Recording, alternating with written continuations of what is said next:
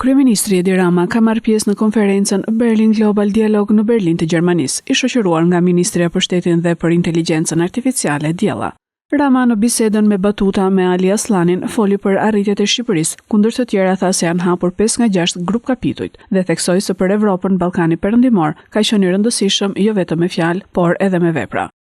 Gjatë 11 muajve të fundit, ne kemi çelur 5 nga 6 grup kapituj dhe presim me padurim që të çelim grup kapitullin e fundit me shpresë deri nga fundi i vitit, që praktikisht do të shënojë një rekord sa i takon shpejtësisë në proces. Kjo na inkurajon shumë. Në këtë moment, në kohë, Europa është plotësisht e zgjuar, çka nuk ishte kështu deri pak vjet më parë.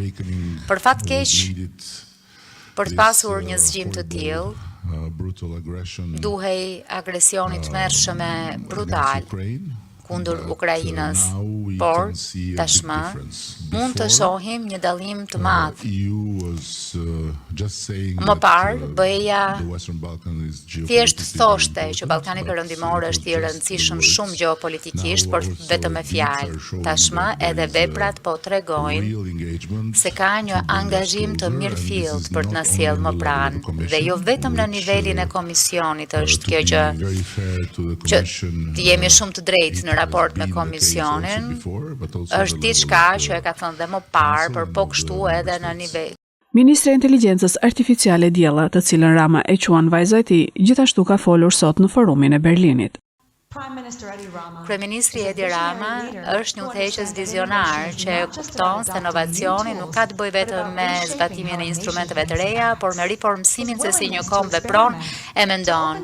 Dëshira e tij për të eksperimentuar, të qenit i hapur nga qeverisja me të dhëna e ka bërë ekzistentën time të mundshme. Ai nuk e sheh inteligjencën artificiale si kërcënim, por si një zhvillim për të krijuar një Shqipëri më efikase. Për mua, kjo lloj udhëheqje është frymëzuese dhe thelbësuese për çdo vend që do të udhëheqë në.